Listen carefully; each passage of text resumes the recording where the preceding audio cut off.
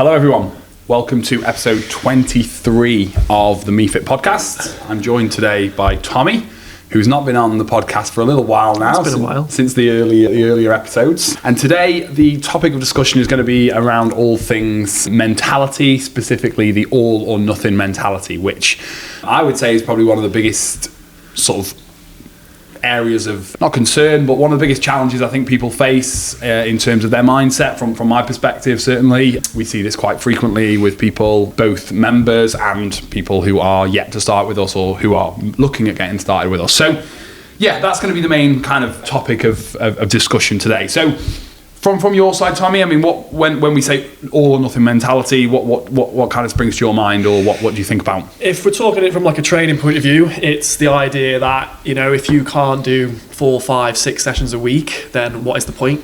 If you can only do, let's say, 1 or 2 sessions, then what's the point in doing it? If it's from a nutrition side of things, let's say you have a sort of bad day with nutrition where you maybe don't make the best choices, or, you know, you kind of, people often refer to it as like cheat days and stuff, don't they? So if you have one of those, you kind of just think, do you know what's the point? And then just sort of like, I've kind of ruined it now. Yeah. So yeah, kind of viewing it as that, really. Yeah, cool. Yeah. So I think the name in itself will explain what we're referring to, but like Tommy just said, I think it's the thought process of either I need to do this 100% perfectly, or I need to do it with complete intensity and frequency and everything else completely perfect, or I'm not going to bother at all and everything is going to get thrown out the window, so to speak. That's kind of like the whole idea. And obviously we can view it from a training perspective, from a nutrition perspective, from a lifestyle perspective. Where do you see this being a problem, or what are the main challenges that you see from people who've maybe got this mindset?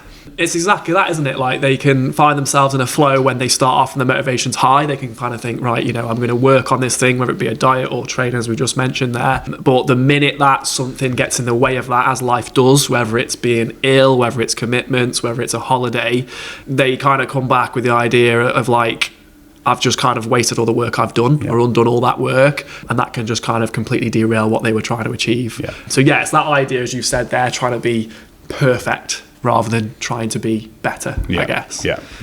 So I think if imperfect action is something that I know we speak about, you know, doing things that you know are positive for your health and fitness, even if they're not perfect, even if it's not as frequently as you maybe would like, or as perfect as you might like. I can think of an example recently of someone who I spoke to who was interested about starting. They actually decided not to in the end. And this was the biggest problem, was because they could only do 2 sessions a week. And I tried my best to challenge that mindset and gave examples of other clients that we work with who only, and I'm doing that in inverted commas, only do 2 sessions a week. It didn't work, unfortunately, and she's decided that it's not the right time. But like, I think to myself, over a 12-month period, if you do 2 sessions a week, that's what 104 strength sessions or training sessions that you're now not going to do. Because it's only 104 across the year versus 156 or whatever. Do you know what I mean? Like, it's crazy in my mind to think that would be the thought process. But unfortunately, that is. Why do you think that is? Why do you think people think that way? Like, in terms of training session frequency specifically? I was thinking that before we did this, and I don't know whether a lot of it comes from maybe like mainstream media or other people that they may know that are very sort of fitness focused, and they have a lot more time on their hands, and they almost feel like, you know, I've got to be to that level, or otherwise kind of what's the point? But I think what you said there is absolutely key, and I think we're fortunate enough to kind of see the progress people can make just doing 2 sessions a week, and how that can develop if it is done consistently over the course of the year, rather than just trying to have like a 6 weeks of being perfect and doing 5, 6 sessions a week. So yeah, I think that would be probably the reason as to why. I think it's just, I don't know exactly where it comes from. Like you said, maybe media, social media, both that and other things. There's probably lots of reasons, but I think, unfortunately, a lot of people do think to themselves, you know, if I'm not able to do 3, 4, 5 sessions, like you said before, what's the point? But I suppose, what is the point? What is the point of only doing 1 or 2, do you think? You can make massive changes in that, like I said before, like, you know, doing 1 or 2 sessions, depending on, it obviously depends what your goals are, but generally for someone to be healthier, to be fitter, to be stronger, to move better, you know, 2 hours a week doing resistance training can have a massive impact. Like I said, we're fortunate enough to kind of see this, and I think that maybe part of the battle is just trying to get that message across to people that, you know, you don't you know, it doesn't have to overtake your life. It can just be part of your lifestyle. Yeah. And you can make it fit in and make very, very good changes, providing, you know, it is done consistently. Yeah. I think that's probably one of the biggest challenges I see, is that people set themselves up with this expectation of being able to do however many sessions per week, if we still think specifically about that. Yeah. But when they look at, maybe what they fail to look at, is like the people who are able to do that, what's their lifestyle like? What's their other commitments like? What's their other roles and responsibilities outside of fitness? Because I think of myself personally, before children, I probably trained double the amount that I do now. You know, now if I do 2 or 3 strength sessions, 1 to 2 cardio, including Tuesday night football, that's me like ticking that box in a massively positive way. And I try and do things physically with the children. I'll take my 2 boys on bike rides at the weekend when the weather's nice and stuff. So I try and tick that box in other ways, but I don't do anywhere near as much training as I used to do, and it's just because your life is different now. Yeah, and I think on that point, like, people will probably beat themselves up thinking, why can't I do 5-6 sessions a week? But like you said, they maybe don't look at their lifestyle factors, whether having kids, commitments, you know, their job, whatever it may be. That's, you know, makes life a little bit harder and less time available. They maybe don't weigh that up enough compared to someone who's maybe got loads of time in their hands and fitness is their life. So I think the first thing is just not being too harsh on yourself, and then also just being realistic with it as well. And I think it's going to depend on what your goals are, like you mentioned before, because obviously the more intense your goals are, or the more advanced they are, whatever the right word would be, the more time you're going to need for it. Like if you want to be an elite runner or an elite athlete in any way, you probably are going to need to spend however long hours per week, 5 to 10, whatever. But if you're just looking to make some I don't say basic changes, but just healthy changes in terms of, you know, maybe some weight loss, some improved strength, fitness, flexibility. Like you said, we've already said, you don't need to be doing that much. You're probably going to get most of those benefits. And I think there's research to support this as well. And I can't quote it off the top of my head, but I know there's been research been done looking at that. And you get the vast majority of the health-related benefits from exercise in the first, you know, 1 to 2 hours. You know, there's a bit of a law of diminishing returns when it comes to exercise. Like the more you do doesn't necessarily always mean you're going to get better results, especially from a health perspective. So massive reasons to do too. Absolutely. No, totally agree with everything you said there. Spot on. So I think we're very much in agreement there, both ourselves and also, like you've said, from countless members and clients currently who we've worked with or have done previously, who have made incredible changes in only 2 sessions a week. So you know, we're definitely in agreement with that. Now, what about when it comes to the mindset of, I'm not going to start now, I'm going to wait until more suitable conditions come around? Because I think, like, you know, I mentioned that lady I spoke to earlier, like that's what I was referring to there, was the thought that I'm going to wait to start doing whatever that is until it's more suitable out of the way, or whatever it may be. What's your kind of thoughts or experiences with that? It's a very common conversation that we have with people, of kind of viewing this sort of perfect time to start fitness. Now, there's definitely no better time than the now, regardless of what's going on, because whatever is going on that's making you think this isn't the right time, those things are going to happen again at some point in the future. And if your mindset is, you know, that's not the perfect time, you're likely to just stop after that, or it's going to cause an issue when that comes around.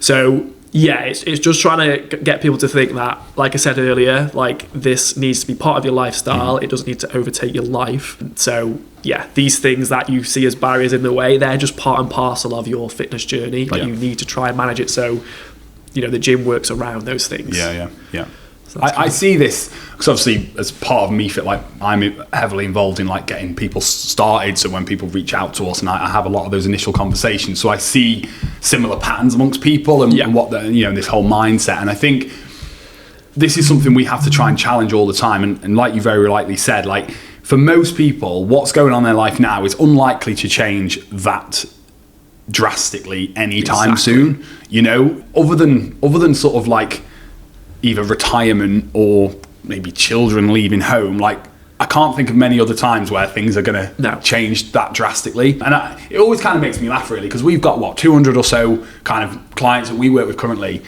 Most of them are busy.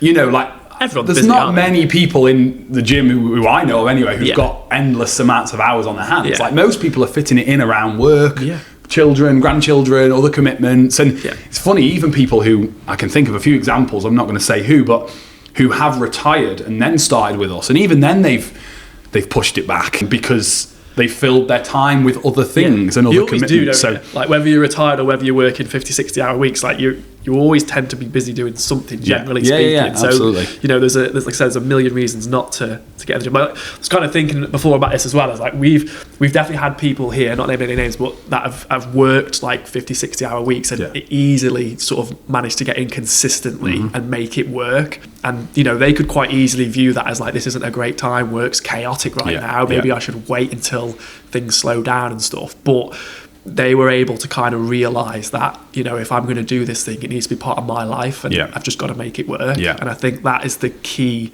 mindset to it, is just thinking, you know, there isn't a perfect time. Well, now is the perfect time just to start and just get stuck in. And there's always going to be ups and downs within that, isn't there? There's always going to be certain times within any work or any family or any situation where, it's easy right now because of this or that. And, you know, and then there'll be other times where it's really, really challenging. I think, again, personally, like, I've not trained very much over the last, I would say, 4 to 6 weeks because you guys were away in Costa Rica, then Shan gave birth, so I was, you know, heavily involved in that. So it's probably only the last week or so where I've got back into but that's not me thinking, I'm going to stop or I'm going to give up or you just have to get back into the routine as soon as you're physically able to do that. I've been exactly the same. You know, as you said there, I've been away for 2 weeks. I was at Hill for a week and not been able to train. So, you know, best part of 3 weeks where I've not been able to train, and it's annoying. But that's life, isn't it? You kind of in the mindset. We're lucky enough to have that mindset where it's like, right, kind of just pick the baton up now and just carry on where we left off, and just it's funny how some people have that mindset and some people don't, isn't it?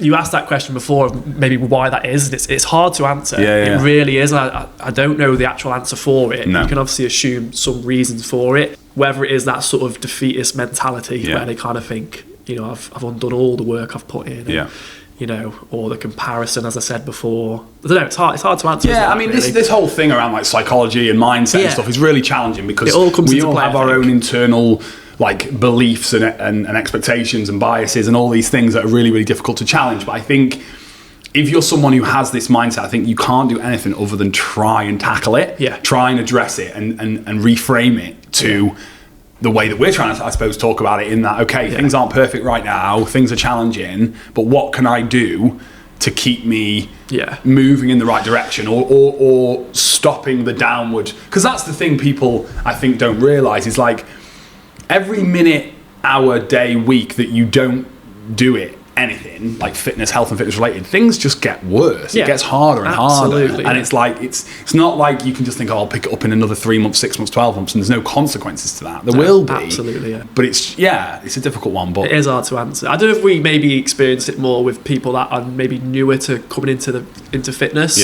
because they kind of think, right, I'm starting this thing, I need to be really consistent with it, I need to make sure I get in loads, and then when that stops, like I said, they just kind of think, it's that sort of defeatist mentality. Whereas I think we're lucky enough to have got ourselves in a position where we've trained for numerous years and kind of we know the benefits of it and understand that life gets in the way and so forth. So for us to slot back in with the mindset we have, it's pretty easy. You know, like we're quite lucky in that sense. But I think that's built up with kind of being as consistent as we can with training when we can over time. One thing that we see happen sometimes that can be really frustrating, and again, I can think of a few examples of this over the years, whereby someone has inquired about making a start with us. They've decided not to because of this issue around not being the right time and other things going on in work and whatever that's making it not in their head, not the right time.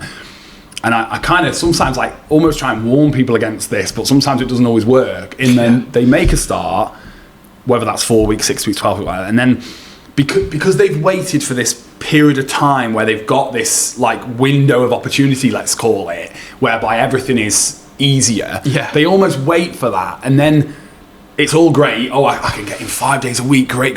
Like nutrition's really good. But then like life, like you said, inevitably comes back round again, and work picks up, and children become more challenging, or they're going whatever, and then they've almost then stopped because it's like I can't do what I was doing within that. Yeah. You know, and they've almost got like, and again, it sums up what we talk about, all or nothing. Yeah. It's like, it's either 5 sessions a week or 0 sessions a week. And we're trying to say to people like, well, do your 5 if you can do the 5, but if you can only do the 2, do the 2. Yeah. Don't think 5 or 0, because there's a middle ground there that I think people are failing to see sometimes. It's a really interesting point, that is, actually, because you could probably argue the case that it may be better to start when things are in the way. Exactly. Rather than trying to start at that perfect time. We've said that before. Those perfect times often for people are very few and far between. Yeah. So I agree completely. Appreciate that window when you've got it, but maybe start when life is a little bit chaotic and busy, and try and fit it in then. That can be the hook to the episode, Cal, please, because I agree completely. We've done an email about that recently,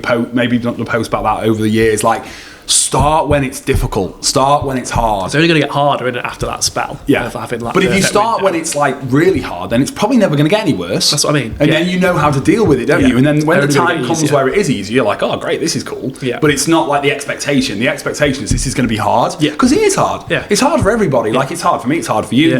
You've got a daughter now. I've got 3 now. You've got another one on the way. Yeah, like, exactly.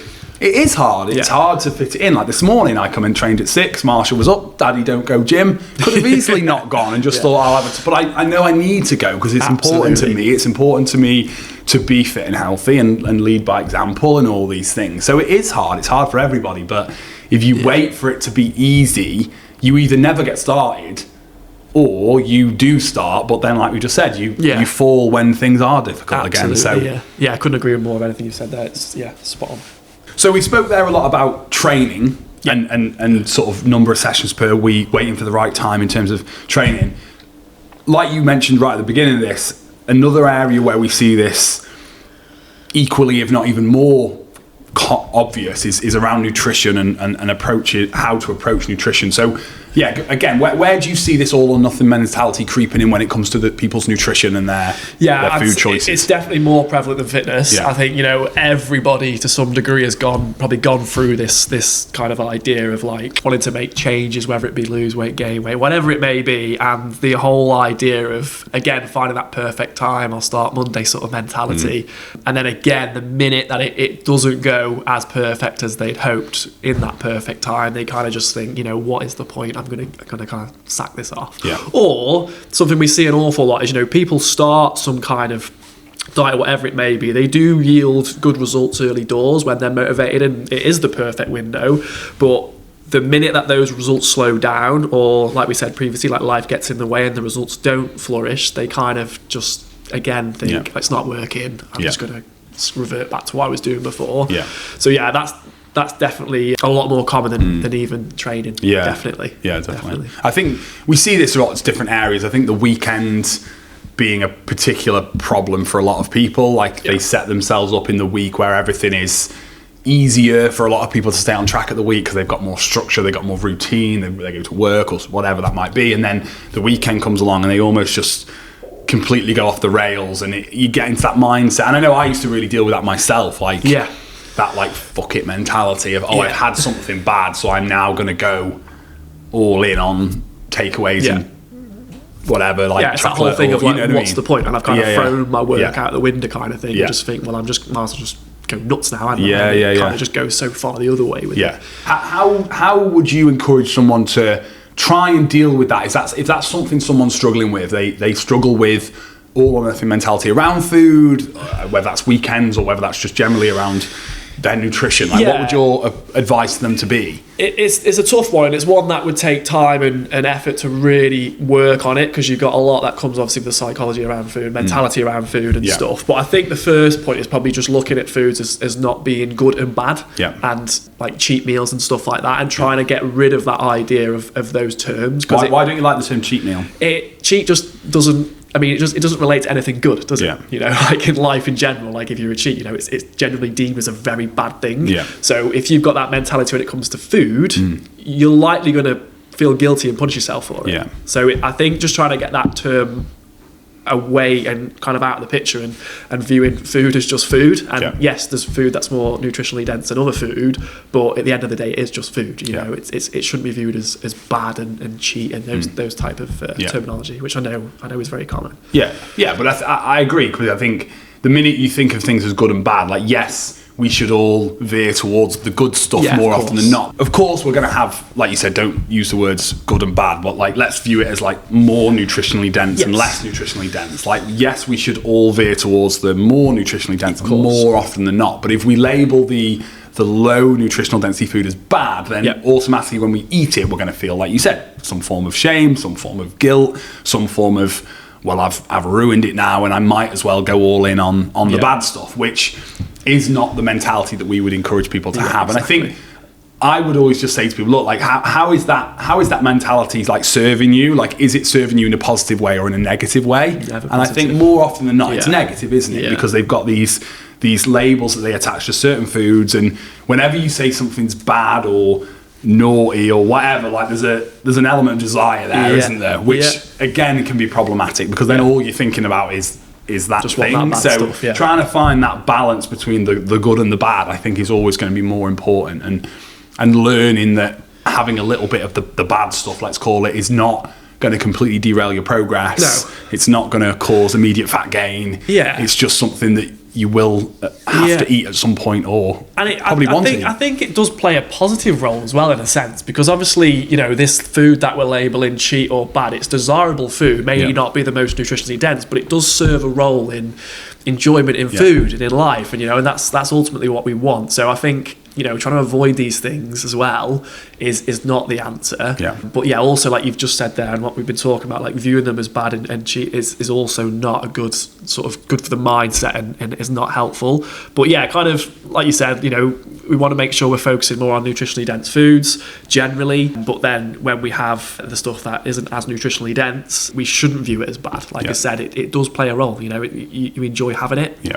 We want to enjoy social food occasions. Yeah, exactly. You don't want to be that person that goes to social occasions and tries to avoid that stuff massively, you know, and try and sort of isolate yourself from it because you're worried, or because again that can lead to some kind of binge potentially down the line and stuff. So yeah, I think it's a difficult one, because you can understand why people do have that mindset around those things. And again, I think it comes back to goals again, doesn't it? Like, there might be certain times in certain people's lives where actually they maybe do need to be that social avoider who doesn't, because they've got particular goals. Like, but I think those goals are few and far between. Yeah. You know, they are fitness, stage related goals, bodybuilding or something, or whatever, like an athlete. That's an extreme situation. Like they're like really extreme. They require those niche, kind of extreme goals in terms of food. But So for the everyday person who just wants to live a healthy lifestyle, you can argue that by avoiding these things completely and being so neurotic about it, it's probably worse for your health than just eating them from time to time. I totally agree. It's a funny one, really. Like I view it as like,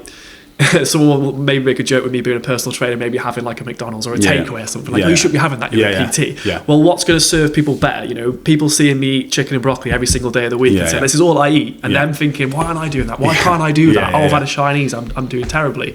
Or is it going to be more beneficial, kind of seeing, you know, a personal trainer being normal and having a takeaway, having things that they do enjoy having, but then trying to keep that balance as well. So, yeah, it's an interesting one. I agree with that, because I think, you know, if you set the expectations that this is how I need to be now forever and can't have any of these foods, you can see why people then don't follow through with it longer term, because it's miserable. Whereas actually, if you've got that balance in your life, it's going to be easier to stick with longer term. Let's kind of dive into this a little bit more then. So for clients that we've worked with, or anyone you've worked with specifically, like, if they are someone who really struggles with this mindset, and if anyone's listening, they think, yeah, that's me, I'm very all or nothing, like, what would your thoughts be on how to address that? As I said before, you know, it is a challenge one to try and shift someone's mindset if for whatever reason they do have this mindset. But I think the first point I would come from is education, just trying to educate people on, you know, the results that you can achieve by doing 2 sessions a week, like we spoke about before. You know, we've worked with a lot of people here, like I said before, that have got really good results from doing that consistently. So just the first point of it would be from like an educational point of view, just kind of demonstrating that, look, you know, you don't have to be this gym bunny or this person that's going to be in 6 days a week to achieve the results that you've achieved. Like I said, most of the people that we deal with, their goals can 100% be achieved by just doing 2 sessions a week. So that would be probably my main point, really. I think the big side of it is just the understanding of what you need to do to achieve the goals that you've kind of set out to. Nice. I think my thoughts on that, I think this will be where Claire's rubbed off on me a little bit, I think, over the last couple of years, is like, I think you've got to try and tackle the mindset, I think. Yeah, it's huge. And I know that's easier said than done, but a lot of this for me comes down to, I think about the New Year seminar that we do where I always talk a little bit about this, like the identity of who you are and what you tell yourself about yourself. Like if you say, I'm an all or nothing person, then you're almost giving yourself permission to do the things that you know aren't serving you because that's who you are. Yeah. And it's like, it's an internal belief about yourself, isn't it? I think you have to challenge that. I think we have to try and look at ourselves and the things that we tell ourselves and the stories we tell ourselves and try and tackle them. And I know that's a really big thing to say, but it's hard because you almost try to change the person you are. Yeah. But I think you've got to work on it, else you'll probably always stay that person. Because, and I know it's a difficult one because a lot of people say people don't change, but like I think you've just got to try. You've got to try, because if you just continually tell yourself, I mean, it's like it reminds me a little bit of when someone says I'm not a morning person. Yeah, like. You're not a morning person because you're telling yourself that you're not a morning person. So you stay up late, you're naggy in the mornings because you're not a morning. You know what I mean? Whereas I believe people could have changed that, and I know that from having conversations with people here. I think back to Dottie's podcast. She spoke about that, didn't she? Like she used to hate mornings. She never, but she kind of had to do it because that was the only thing that would work. So she dealt with it, and now she's much better in the morning. I mean, God, we see her here like a couple of times a week. My God, she's definitely a morning person. So I do believe people can change that. I think you've got to want to. Yeah. And I think when it comes to the all or nothing, you've got to try and challenge that about yourself and say, well, okay, I'm not going to be an all or nothing person anymore, and then try and like stack up the evidence in your favor by doing things that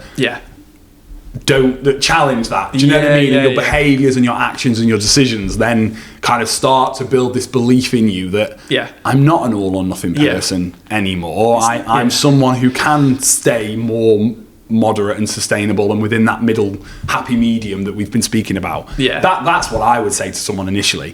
How you go about doing that, I don't know. That's what I mean. That's what I'm going to say. Like, it's such a tough thing to try and get someone to kind of shift their mindset, but ultimately it probably comes down to how badly they do want to do that thing to at least give it a go and try it, and then implement those changes, and then before you know it, they can kind of do it and become actually, training in the morning isn't too bad, as you mentioned there as kind of an example, and they just slowly become that person. But they can only become that person if they take steps to actions to become that person. I think back to a video that we did a long time ago, actually, and I'm sure you'd be able to dig this one out, Cal, which was when I asked Claire about this in a little video that we did about sort of perfectionist mentality, similar sort of thing. And I think I'll bring up what she said, which I thought was really, really powerful, was like, sort of make a list of how is this serving me and how is it not serving me about this mentality. How is my all or nothing? Like a pros and cons list. How is my all or nothing mentality serving me, and how's it not serving me?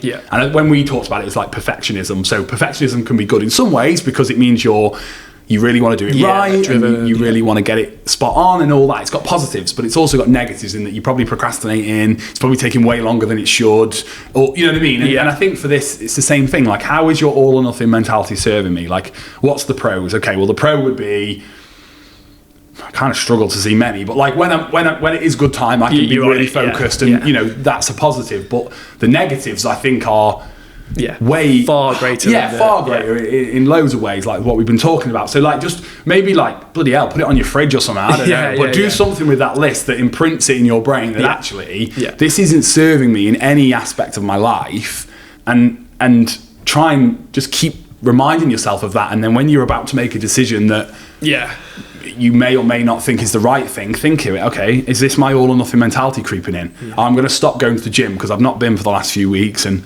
you're trying to thinking, is that going to serve you long term or not? You're trying to sort of hammer home the flaws to that in terms of what impact it has on yourself and your life, isn't it? And then from there, it could potentially help you take action and work on it, because it becomes very obvious to yourself that it's not serving you well.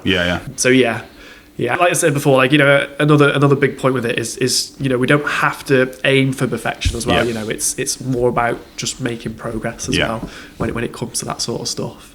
The thing I would do with that is, I would think, what can I fit in and achieve on like my worst week? and set that as like, that's my intention. So anything above that is a bonus. Rather than it being like, because if we set ourselves up with a plan that only works on our best weeks, it's always going to fail. That's the problem. We said it before. Like it's almost generally seen as it's flipped the other way around, where it's like, I'm going to plan this for you having the most relaxed time in your life, and you've got all the time in the world. And whereas if you actually did it the other way around, it can only get better. And it psychologically be very, very positive. Because it can't get any worse than when you started, so to speak. So I think that would be a really good message. To kind of get to those people. One strength session, one walk. Healthy choices 5 days a week. Or I don't know, something that's just something off the cuff. But like have like your almost non-negotiable. I was going to say that. Baseline expectations. Non-negotiables. And that is like that's what I'm going to strive towards. And anything above that is a bonus. It's great. I'm going to enjoy it when it's there. But if it's not there, I'm not going to stress. And then work off that. And over time, you'll probably find that maybe your baseline can become a little bit higher because it's more routine and it's more ingrained, and you somehow find extra we've windows. Got that sort of message downstairs on the post that where we've got like your non-negotiable of like, I think it's like 6,000 steps maybe, and then like middle ground sort of like 8,000, and then like optimal would be like 10,000. But steps is a really common one as well, isn't it? Like where people think, well, I can't get to 10, so why bother going out on that kilometre walk in an evening to go from 3 to 4? Why bother? Because I'm not at 10. Do you know what I mean? I think again though, it comes down to the individual, doesn't it? Like we have this conversation sometimes, and like I think we're blessed in the job we do that we just clock 10,000 steps of just doing a shift. We don't even think about it. So we're very lucky in that sense. But then how can someone compared to myself that maybe does a desk job for 10 hours a day, and they're really struggling to get those steps in. So for them, maybe 4,000, 5,000 steps is a massive achievement. And just aiming for that. But again, that you highlighted it before. Education is really important with that, because what people don't know, and again, there's research on this, that most of the benefits from your step count come from the first 5,000 to 6,000. You get more benefit going from 1 to 5,000 than you would from going from 5 to 10. Do you know what I mean? So like, and I think that's the same with training. Like you're going to get more health benefits going from 0 to 1 than you would 1 to 2 or 2 to 3 or 3 to 4. Like it diminishes as time goes on. So doing the bare minimum is still absolutely well worth it in so many aspects. It's almost like, because it's not I don't know how to say this really, but sort of like the sexy view in terms of only doing one session a week. Like people often aren't going to glorify that, are they? I got into the gym once last week. I'm really happy with that. It's like, really, like you go to the gym, you should be going 4 or 5 times. That's kind of the mindset. So I think it's probably something that, we do a very good job of obviously promoting it here, don't we? But generally speaking, especially for busy people, for them to get in the gym once a week rather than big win is massive. Absolutely massive. So I think we've covered off a lot of bases there. Just as I suppose a bit of a general summary then, overall thoughts on this topic, or a bit of advice to someone, like how do you want to end the podcast today from your side? 2 simple points really. I think the first one is we're definitely looking for progress and not perfection. I think that's kind of the one of the big points I definitely strive for. And as we mentioned in that last bit there, doing 1 to 2 sessions or doing something as opposed to doing nothing or waiting for that perfect moment is far more effective. So that'd be the 2 points I'd look at. Nice. Similar for me really. I think don't wait for the right time, because we just see that so often causes so many problems. You're either waiting forever, or you'll start and then you'll stop, and you'll be on this never ending on and off cycle, and it just doesn't serve you. So you've just got to look at your life and think, where can I fit in some form of activity, exercise? Hopefully it's some form of resistance-based training. I think we'll both agree with that. But if it isn't, whatever else works for you, fit it in as and when you can. Do the best you can, regardless of the situation you're in. And you will do far better doing that than waiting for the stars to align. Absolutely. I think that's the general summary from this whole episode is just get done what you can. Else you'll do nothing. Exactly. And that doesn't serve you. We'll finish up there then. That has been episode 23, talking all things all or nothing. Thank you, Tommy, for your time today and discussing that with me. And thank you to anyone who's watched this episode. As always, guys, please subscribe on any platform that you're using to access our podcast. And we will see you in the next episode, which I believe is going to be another client journey one is going to be upcoming next. So thank you very much, and we'll speak to you all soon.